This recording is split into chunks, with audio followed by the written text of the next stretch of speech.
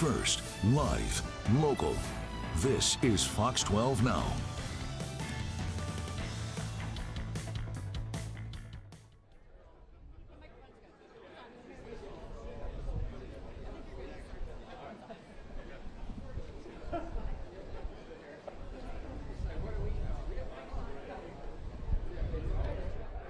Everyone who's just tuning in here to Fox 12 Now, this is Greg Nibbler addressing what we're taking a look at. So there is a press conference that is set to happen here at 1 p.m. As you can see, Portland Mayor Ted Wheeler there. They are testing out the microphones right now, so we're going to be pulling this up. The press conference is supposed to be about the public safety initiative. You also have the Portland Police interim chief, or at least chief for probably the next year, Day, who's going to be there.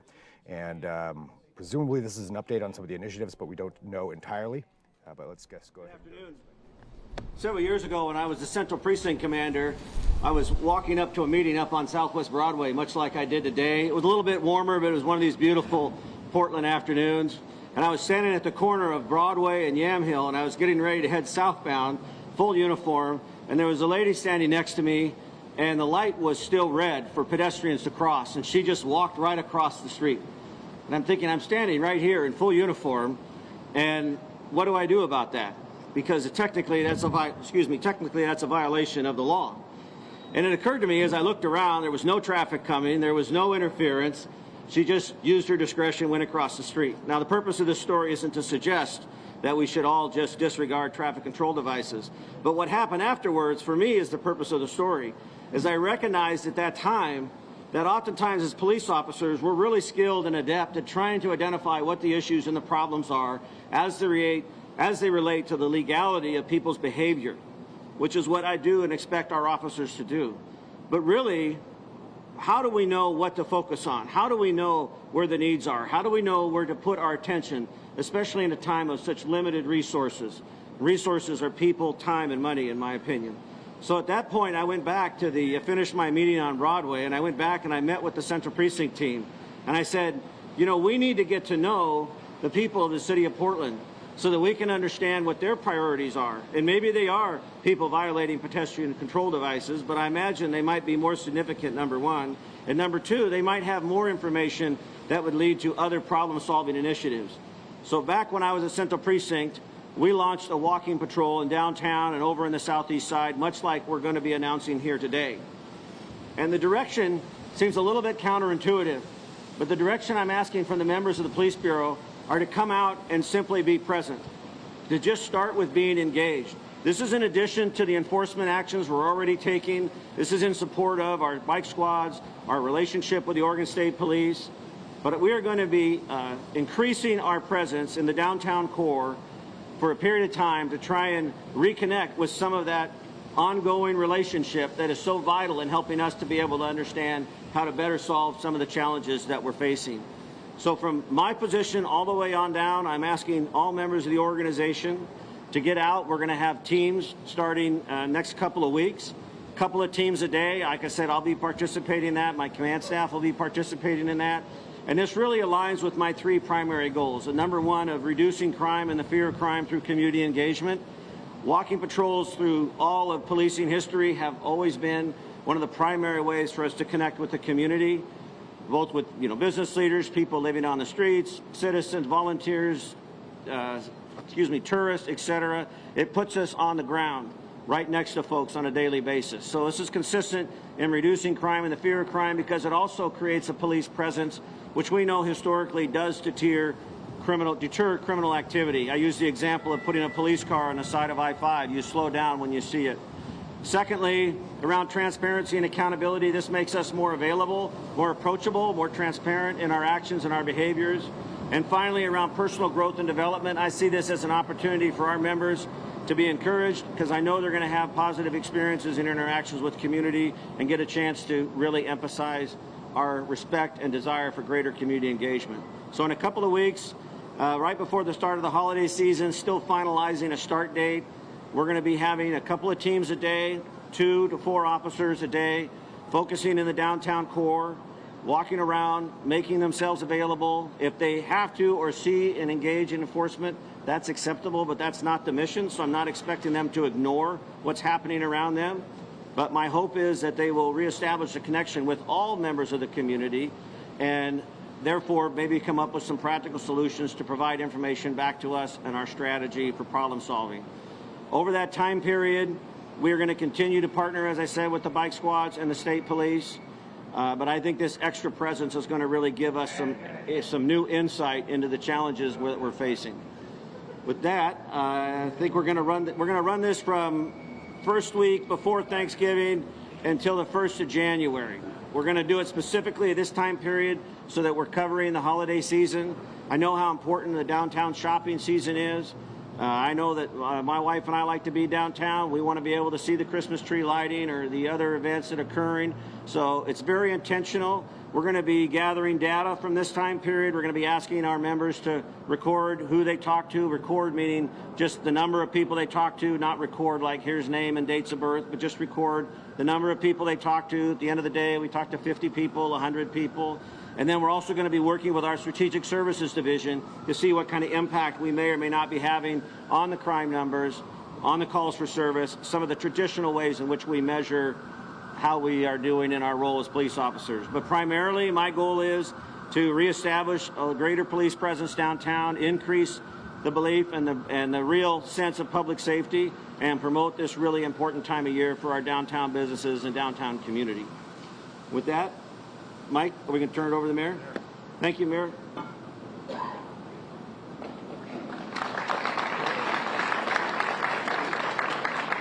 Well, thank you all for joining us today on a beautiful fall Portland day. And I also want to thank our assembled public safety folks and our clean and safe folks, people who work on livability. They do the hard work, and I just want to thank you all for showing up today. It means a lot.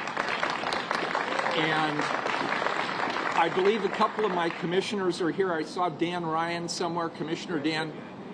Dan Ryan's literally standing next to me, of course, and will be overshadowed all by the hawk. So, first of all, Chief Day, I want to thank you for outlining your vision and your continued commitment to making our city safer. And I, of course, want to welcome all of our partners who've joined us here today. We have folks representing business, hotels, and the retail community, and, of course, the hardworking people who do the livability work in downtown Portland. I want to thank you all. It goes without saying that the Central City has been a focus of my administration for a long time. My administration continues to implement our Central City Recovery Plan. It touches on a bunch of different areas, including community safety, economic development, homelessness, mental and behavioral health, as well as livability concerns. Today, we're announcing an expansion of the plan to further the important work that we're doing. I hear from our downtown community every single day about the challenges they face. Standing here today with our partners, we're collaborating on steps to further address these challenges to ensure that our downtown is a clean, welcoming, and a safe place to visit. With regard to community safety, in addition to what the chief had mentioned, I'd like to take just a couple of moments to highlight what we're doing around community safety to ensure downtown's long-term recovery. The Portland Police Bureau has continued to have impressive recruiting numbers. These are numbers that actually defy some of the trends that other large cities are seeing around the nation.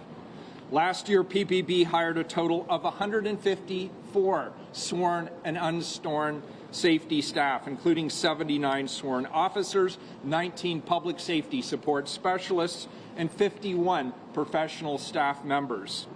So far, just this year, we've added 55 more sworn officers and 57 non-sworn employees, bringing us to a total of 261 hires at the Portland Police Bureau since 2022. This is a reflection of the very great work that the Portland Police Bureau's Human Resources Department has been doing. And I know we're all grateful for their substantial efforts to restaff our police bureau. This work is ongoing, and it's going to take some time to complete important training requirements, including the State Academy in Salem and the Advanced Academy here in the city of Portland. However, while that training is underway, I'm pleased with Chief Day's plans to maximize the resources that we currently have in our city. I also greatly appreciate the added capacity that we've recently received from the Oregon State Police Patrol to be a force multiplier with the Portland Police. I'd like to thank Governor Kotek for this partnership. It's brought 5 Oregon State police officers to join with our downtown bike squad on regular patrols, helping expand our regular resources. The early success of this collaboration demonstrates why our request for more Oregon State Police is necessary and the positive impact that it will have on our community. We continue to seek additional state resources to expand law enforcement's ability to make a lasting impact. If we can have the kind of results that we're seeing with 5 state police working alongside PPB, think what we could do with 5 or 6 or 7 times that level of support. With the added capacity brought by OSP, PPB's Downtown Bike Squad has strengthened their already stellar work. So far this year, the Bike Squad has made over 300 arrests, with 90 of those being for serious drug charges.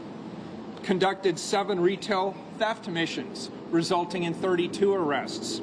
Seizing over 200,000 fentanyl pills and issuing almost 600 citations for possession of a controlled substance.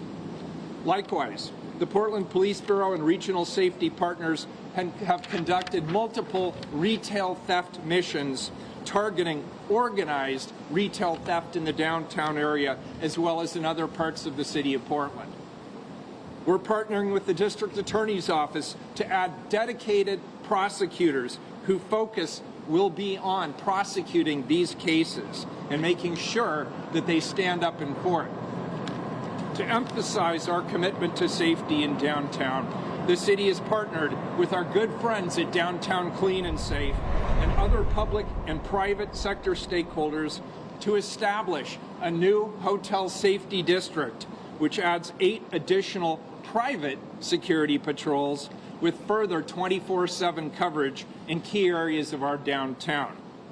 Earlier this year, the City of Portland, through our City Council, allocated $6.3 million of funding for improved private security in city-owned and smart park garages. We're also finalizing a contract with our service provider Urban Alchemy, who manages 3 shelter sites in the City of Portland currently. We're looking at their team to provide community engagement as well as outreach services downtown, a program that we're hoping to launch next year. So I want to be clear, this isn't all about law enforcement. We're also seeking important ways to reach out to people in need on our streets and connect them with the services they need to get the help they need. With regard to downtown investments, I want you to know that there's a lot of positive things developing. Downtown Portland has seen exciting new investments and new openings just in the last couple of months. In fact, just the last couple of weeks. As far as exciting new culinary opportunities, we recently celebrated the opening of Din Tai Fung's newest location at Pioneer Place. If you haven't been, you are missing out. In the retail space, Kokoro PDX and Portland Gear recently opened new spaces just blocks away from where we're standing right here.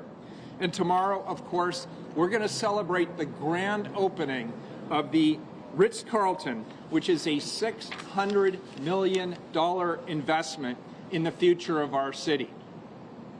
I'd also like to take this opportunity to renew my call to downtown employers to bring your employees back to the office at least 20 hours per week, a step that the city took back in April of this year. One of the fastest things we can do to activate and improve our city is to have employees come back to work in the downtown core.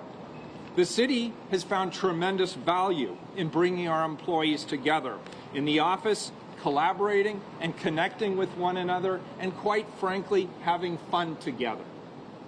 We're seeing a great deal of interest in the newly created Downtown Business Incentive Tax Credit Program for lease renewals, as well as the expansion of the enterprise program for employers making significant new capital investments in our city. Thank you to the many employers and the great organizations who've demonstrated resilience by operating in our central city and by committing to our community's recovery.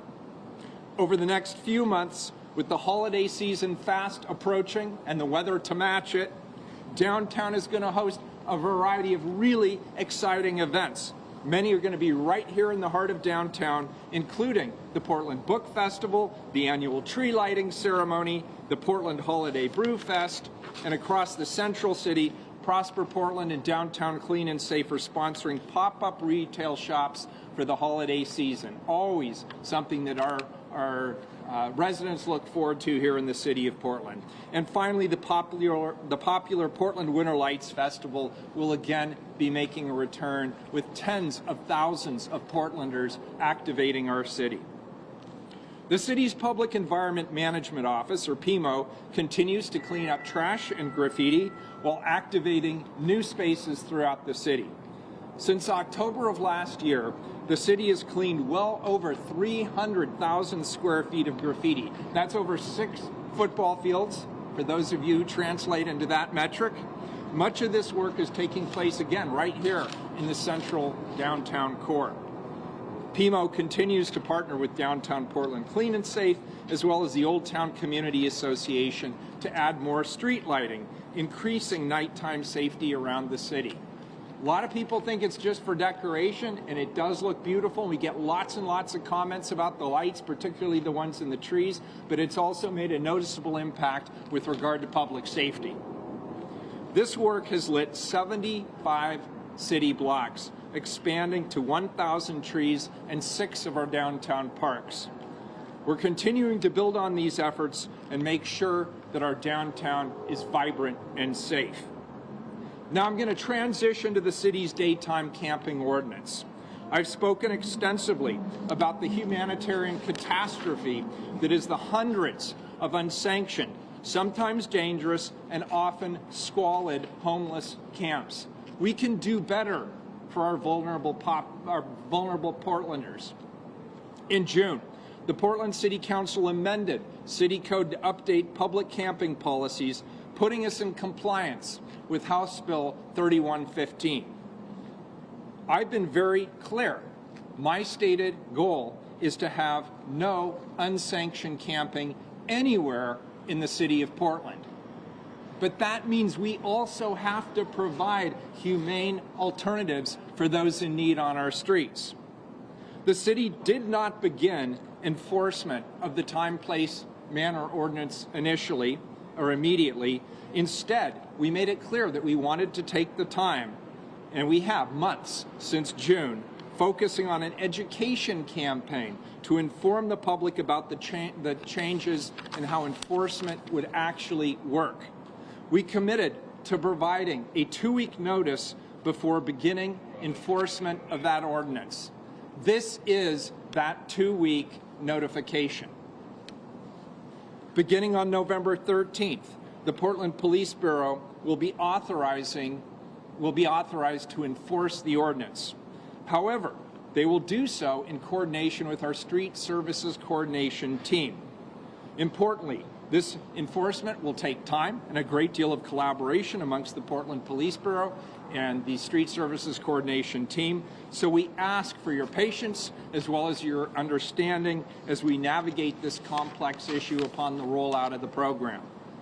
It is important not to call 911 to report camps unless there is a life-threatening issue, a life safety issue. Do not call 911 just to report a camp. The best way to report unsanctioned camps will continue to be via the 311 line or the PDX reporter. This will ensure the fastest and the most appropriate response. As we've noted, those who violate the ordinance will be given 2 written notices before a citation or arrest could occur. For more information on the ordinance, I encourage people to visit portland.gov/Wheeler. It's important to stress that we are not focusing on the enforcement of this ordinance alone. The city continues to make progress on the first of our temporary alternative shelter sites or TASS at the Clinton Triangle. It opened in late July and it now provides shelter to over 180 people. Every one of the individuals in that task site have found safety, stability, and a chance to connect with caseworkers and service providers, something they did not have the opportunity to do previously. The goal is for every individual at this task site the opportunity to stabilize and develop a long-term housing and health plan. The second and third task sites are under development, and we recently announced that the second task site will be located on North Portland Road. This site will add an additional 200 spaces to Portland's shelter continuum. Downtown Portland is the heart of our community, and that's why we're all standing out here today. I'll continue fighting for our residents, for our business owners, and for visitors until my very last day in office. I will not allow criminal activity to take over our city. I'd like to offer my appreciation once again to all of the partners who've joined here today. And now I'd like to introduce Andrew Hone, who's the President and CEO of the Portland Metro Chamber. Andrew, thank you.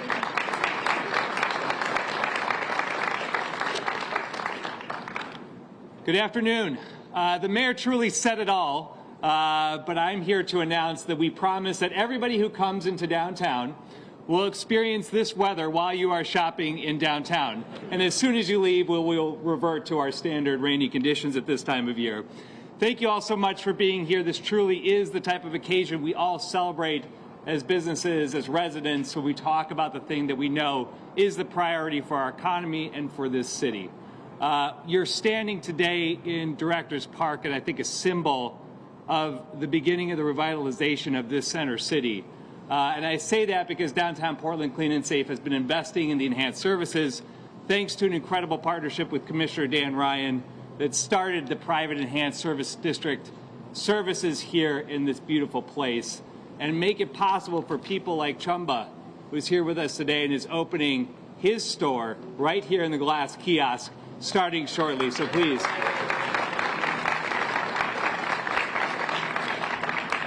I would say I was going to make a joke about it being a new day here, but we are thrilled that Chief Day is taking over and has brought the perspective of bringing police onto the streets and into our businesses and communities the way that he has. We are thrilled, we are grateful, and we are supportive of the Chief's work here and his vision for bringing safety services to our community. So Chief, we've got your back, good luck, and we're here with you. And with that, I'm here to let you know that it's not just what the public sector can do for our community. The private sector is responding to these sorts of perspectives and investments, and it's important to understand that there is so much more than just what our public safety officers can do.